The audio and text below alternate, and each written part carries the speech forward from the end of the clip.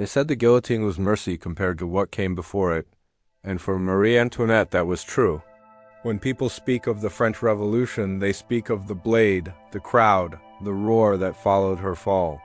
But they forget the months before her death, the slow and methodical breaking of a queen who had already lost everything long before the executioner raised his hand.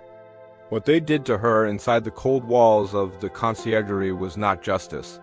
It was a ritual of destruction crafted by men who wanted not simply her death, but her soul crushed into dust. It began the day she was torn from her family. The revolutionaries called it transfer. She knew it was exile from the last traces of her humanity.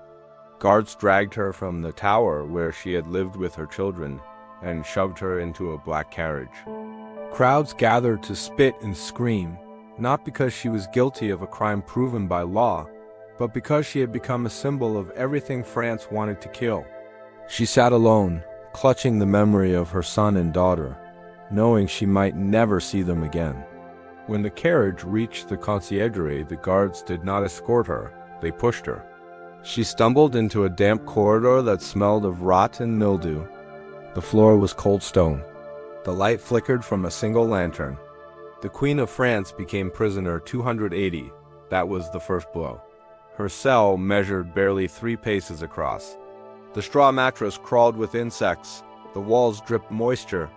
Her jailers were not careless. They were deliberate. They wanted her to feel every hour. She had been used to gilded mirrors, silks, perfumes, and laughter. Here she had a wooden stool, a table with a cracked cup, and silence broken only by the sound of boots outside her door. The guards watched her constantly. Even when she slept, they stood by her bed with torches, waking her whenever she moved. She was never alone. She was never allowed privacy. Her hair grew tangled. Her clothes grew dirty. Her body weakened. Sleep became impossible. She felt her mind slipping in the endless monotony of darkness.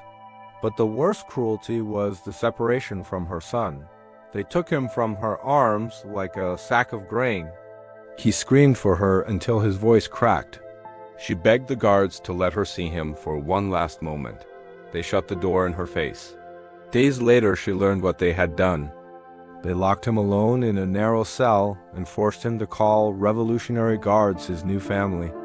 They beat him, threatened him, starved him, and demanded he swear accusations against her. Accusations that could break her heart more deeply than any blade. When she heard that he had been forced to call her a monster, she did not rage. She did not protest. She sank to the floor and whispered that she forgave him. But forgiveness could not stop the grief that gnawed her from within like a living thing.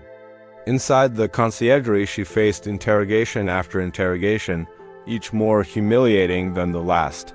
Revolutionary officials asked about her private life, her marriage, her children, her friendships, her daily habits, anything that could be twisted into evidence. They accused her of crimes she had never imagined. They even accused her of harming her own son. She was shocked into silence. The room was filled with men who wanted to see her break. They looked at her not as a person, but as a trophy of hatred. Her voice trembled as she finally spoke, stating that nature itself refused the accusation. Some men lowered their eyes for a moment, but the trial was already decided. The humiliation did not end there. The guards who watched her enjoyed tormenting her mind. They whispered of mobs who wanted her torn apart in the streets. They told her of songs mocking her name. They told her that her friends had abandoned her. They told her that the world outside had forgotten her. They wanted fear to hollow her out. They wanted her to walk to the guillotine already dead inside. One night, after she had refused to cry despite everything, they entered her cell and took her only surviving comfort, her few belongings. They took her clothes and replaced them with rags. They took her combs. They took her pins. They stripped her identity piece by piece until only a pale shadow remained. By now her health had collapsed. Her legs swelled. Her gums bled. She coughed up blood into her pillow. Her eyes became sunken. Her once bright hair turned gray. She aged 20 years and 3 months. She had been Queen of France, accused of being frivolous, lavish, detached. Now she was a specter roaming a cell with trembling hands and a heart swollen with sorrow. But the worst cruelty came before dawn on the day of her execution. They woke her early and refused to let her dress in private. They forced her to change under the eyes of men who laughed at her modesty. They removed her mourning garments so she would have no symbol of grief for her husband. They tied her hands so tightly the rope cut her skin. Then they escorted her not in a carriage like they had done with other nobles, but in an open cart meant for criminals. They paraded her through the streets so the mobs could spit, scream, and mock her. She stood straight despite the pain, despite the insults, despite the hands that reached to tear her clothes. She would not break before them. The cart moved slowly, intentionally slowly, so she would feel every insult. She had no shade. The sun beat down upon her face. Her hands bled where the ropes dug into the flesh. She trembled but refused to weep. The crowds wanted to see fear. They wanted weakness. She gave them neither. And the more she stood tall, the more furious the spectators grew. They screamed until their throats grew raw. They threw mud and stones. They sang obscene songs. They hurled words that struck deeper than stones. But she did not lower her gaze. When she reached the scaffold, she climbed the steps herself, despite her swollen legs. The executioner stepped forward to remove her bindings. She apologized when she accidentally stepped on his foot. That single apology became legend because it showed that despite everything they had done to her, she had not become what they wanted. She had not turned into a creature of rage. They broke her body, her life, her family, her dignity piece by piece. But they could not break her poise. They could not break her final act of grace. They wanted her to arrive at the guillotine already dead inside. Instead, she arrived hollowed, exhausted, fading, but still herself. And that was why the cruelty before the blade was worse than death. Because they did not simply take her life. They took everything that made life bearable. They said Marie Antoinette met her end on the scaffold, but in truth, her execution began long before the blade ever touched her neck. After her death, chroniclers wrote that she walked with dignity to the guillotine, but those same chroniclers refused to write what the revolution did to her heart, her mind, and her spirit in the weeks before her final breath. The cruelty inside the Conciergerie did not stop after her trial.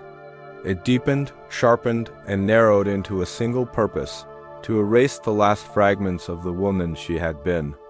After the guilty verdict, she was returned to her cell, but it was no longer the same room she had endured for months. The guards had stripped it even further. Her mattress had been removed, her blanket was taken away, her stool was gone. Only a wooden plank remained for her to sit on. Her window, small as it was, had been covered with thick boards, plunging the space into an almost total darkness. When she asked why, the guards answered that a traitor deserved no sunlight. The darkness pressed against her like a weight. Even her breathing sounded strange, swallowed by the damp walls that had heard so many condemned women whisper prayers through the centuries. At night, the guards intensified their torment. They banged their weapons against the bars when she closed her eyes. Not loudly, but rhythmically, just enough to jolt her awake each time she drifted toward sleep. They stomped along the corridor and spoke in whispers about her children, her husband, her friends, not caring if the stories were lies as long as they hurt. They said her daughter had been forced to sew uniforms for the revolutionaries. They said her son had been taught to sing songs mocking her. They said her sister-in-law had gone mad.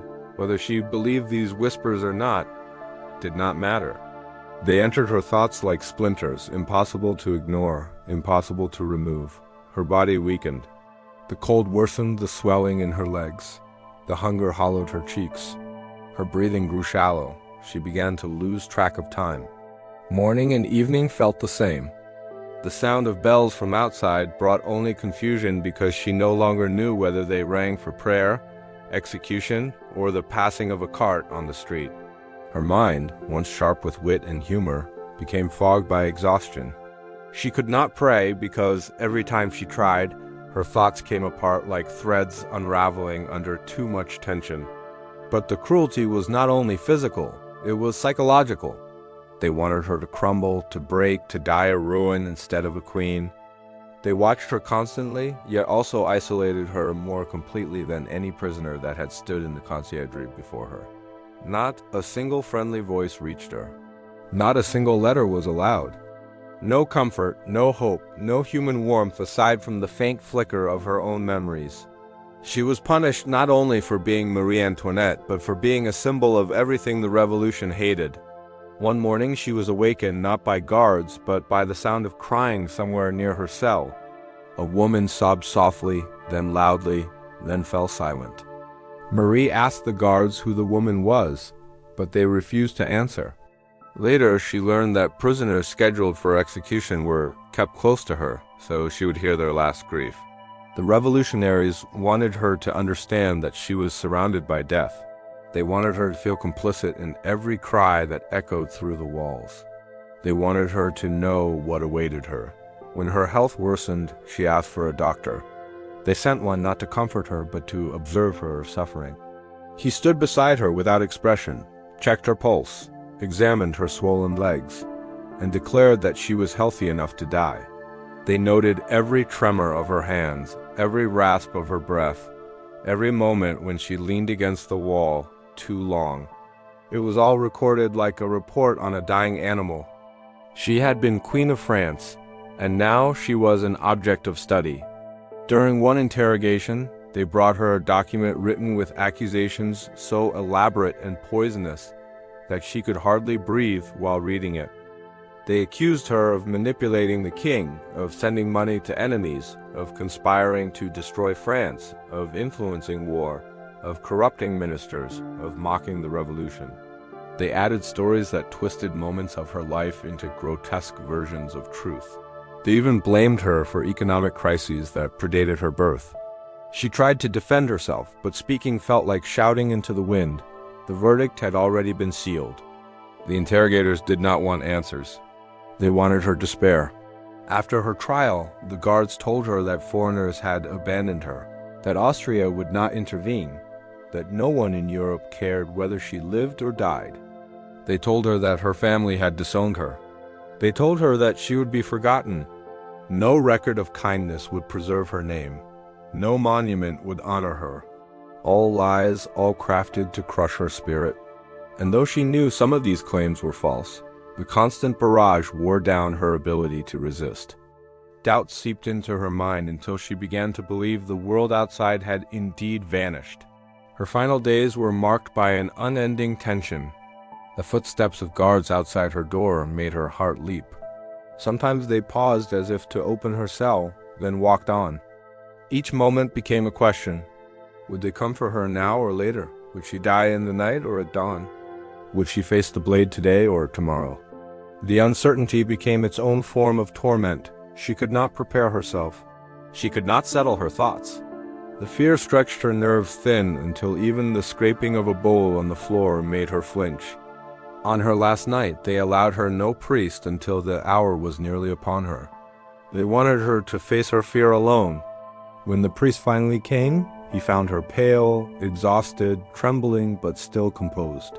She confessed in whispers, struggling to form words. She asked him to protect her daughter and son. She asked him to forgive her enemies. She asked him to carry a message, but he was not allowed to deliver anything except prayers. Even this small comfort was watched by guards who mocked her faith. When dawn came, they entered her cell. Her heart pounded, but she did not cry. She rose slowly, though her legs threatened to give way beneath her. She dressed in her remaining clothes, which hung loosely on her thin frame. She was allowed to pin her hair so the blade would not snag, not out of dignity, but because the executioner required it for his work. She stood straight, though every muscle ached, and faced the men who had tormented her for so long. They chained her hands tightly. The rope dug into her wrists, reopening wounds that had never fully healed. She walked through the corridors, her steps echoing faintly. Every doorway, every shadow, every torch along the wall felt like a marker of the life she had lived in captivity. When she stepped outside, the sky seemed too bright. Crowds were already gathered, packed tightly, shouting insults. They tried to drown her in their hatred, but she kept her gaze forward. She stepped into the cart that awaited her. The wooden boards creaked under her weight. She was not given water. She was not given rest. The cart lurched forward and began the slow journey to the scaffold. The crowd followed like a tide of rage. She saw faces twisted with fury, people who spat at the ground as she passed. They jeered, pointed, laughed, lifted their children so they could witness her humiliation. For 30 minutes she stood exposed, surrounded on all sides by the roar of a nation that had decided she was the root of all its suffering. Her throat was dry. Her breath came in short gasps. Her hands bled where the rope dug deeper with every bump in the road. Yet she did not bow her head. She looked at the city she had once been queen of. She looked at the sky. She even looked at some of the people who cursed her, not with anger, with sorrow. The cruelty they inflicted before the guillotine was meant to break her, but she refused to let them see her shattered. She had lost her husband, her children, her crown, her freedom, her body, her dignity. They had taken everything they could take, everything except her last moment of grace. And that was why the cruelty before the blade was worse than death. Because the blade was quick, but the breaking of her spirit was slow, deliberate, and crafted to destroy every remaining light within her. They said Marie Antoinette died when the blade fell, but in truth she died inch by inch as the cart carried her through Paris on that final morning. The guillotine was only the last breath of a long execution that had begun the moment she was taken from Versailles. Her body was weak, but her mind remained clear enough to feel every whisper of hatred from the crowd. The journey from the Conciergerie to the scaffold was not far, yet it stretched like an eternity because every moment was filled with venom. Men shoved to get closer.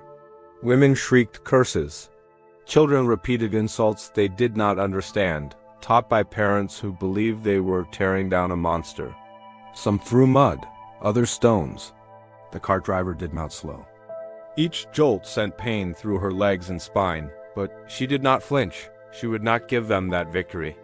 She kept her back straight, her hands bound before her, her chin slightly raised in that quiet defiance that only the condemned can muster. Her death, they believed, would complete their revolution. But she would not let them see her broken. The air smelled of smoke and sewage, of sweat and rage, and the iron tongue of the scaffold ahead.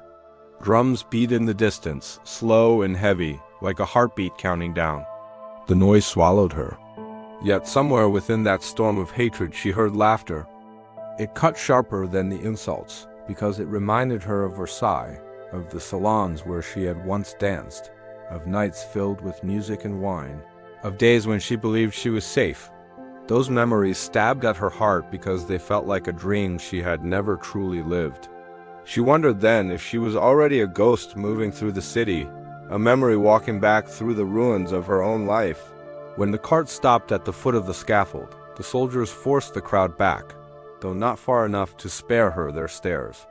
She had been told that condemned prisoners were taken up the steps slowly, almost ceremonially, so the crowd could savor every second.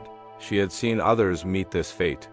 She had heard stories whispered in Versailles of nobles humiliated before execution, mocked by those who once served them. Now she was one of them. The irony tasted bitter on her tongue. She stepped down from the cart. Her legs trembled from the long ride, from hunger, from exhaustion, but she forced them to hold. The executioner approached. He smelled of sweat and steel. He moved with professional indifference. She wondered how many he had killed that month. He tied her hands more tightly behind her back, almost to the point of tearing her skin. She bit down on a cry. She would not scream, not in front of those who wanted to see her shatter. She turned then, accidentally stepping onto the executioner's foot. She apologized softly. The crowd laughed. To them it was weakness. To her it was the final act of dignity she had left. They led her up the steps. Each step felt steeper than the last. The wooden boards creaked beneath her. The sunlight pressed against her eyes. The wind tugged at her thin dress. She could see all of Paris now, a city that had once adored her and now celebrated her destruction. She did not know whether the hatred had always been there or if it grew only when the world began to burn. She wondered if she had ever truly known her people. She wondered if they had ever truly known her. At the top of the scaffold, She looked out at the sea of faces. Some were wild with fury, some were cold with satisfaction. But some looked uncertain, almost afraid, as if they suddenly realized that the execution of a queen would not solve their hunger or their suffering. She held their gaze. For a moment there was silence, a strange calm amid the storm. The drums stopped, the wind paused. Even the crowd hesitated. It was as if time held its breath. The executioner guided her toward the plank. She did not struggle. What would be the point? She had lost everything already. The only thing she could control was how she faced the end. The plank smelled of old blood. She felt splinters through her dress. The executioner fastened the straps across her back and legs. She closed her eyes briefly, not from fear, but from the weight of memory. She remembered her daughter, pale and thin, begging her not to cry the last time they met. She remembered her son, torn from her arms in the temple prison, screaming for her as guards dragged him away. She remembered her husband, walking to his death with trembling steps, his voice shaking as he blessed the crowd that hated him. She wondered if he had heard the same silence before the blade. The executioner lowered the lunette, the wooden half-circle that locked her neck in place. Its cold weight pressed against her skin. She felt the rough texture of the wood. The world narrowed to darkness beneath her. She heard movement above. The blade was being raised. It slid along the tracks with a metallic hiss. She felt the vibration in her bones. She knew it was only seconds now. Her heart beat steadily, strangely calm, as if she had already gone beyond fear. She whispered a prayer for her children, though she doubted she had the strength to speak aloud. She thought then not of her crown or her palace or the accusations that had torn her life apart. She thought only of love, of the small moments that had given her life meaning, of the people she had lost, of the fragments of joy buried beneath the ruins of her throne. The executioner pulled the rope. The blade fell with a sound like the tearing of the sky. It struck with brutal finality. The crowd erupted. Their cheers shook the air. They celebrated not her death, but the death of the symbol she had become. They believed they had destroyed tyranny, erased corruption, ended their suffering. But her blood on the scaffold did not feed the hungry, did not rebuild the economy, did not silence the political corruption that would follow. Her death was merely another sacrifice to a revolution already consuming itself. Her body was shown to the crowd. Her head was lifted high for all to see. Faces pressed forward. Some laughed. Some spat. Some stared in stunned quiet, perhaps realizing for the first time that she had been human. Not a monster, not a witch, not the serpent they had been told she was, but a woman who had lived, suffered, and died under the crushing weight of forces she could not control. They buried her in an unmarked grave. No coffin, no ceremony, no record of her final resting place except a shallow pit among other victims of the revolution. Rain washed away the dirt. The city continued on. The revolution devoured others. Leaders became tyrants. Tyrants became victims. Blood flowed. New enemies rose. And in the chaos, her memory was twisted again and again, reshaped by those who wanted to use her image to justify their own power. But history remembers what the crowd did not. The suffering she endured before the blade was not justice. It was cruelty. The torture of isolation, the starvation, the sleepless nights, the psychological assault, the humiliation, the stripping away of every human comfort. Death was the end of her torment, not the height of it. What they did before the guillotine was worse than death because it sought to erase her entirely, to crush not only her body but her identity, her memories, her last fragile pieces of self. Yet she endured. She walked to the scaffold with dignity when none was afforded to her. And long after the mobs that hated her turned to dust, her story lived on, not as a perfect queen, not as a villain, as a woman trapped in a storm bigger than herself, punished for sins that were not hers alone, and remembered not for how she lived but for the suffering she refused to let destroy her. That was the part the revolution could not erase. That was the part they feared. That was the part that survived long after the blade fell.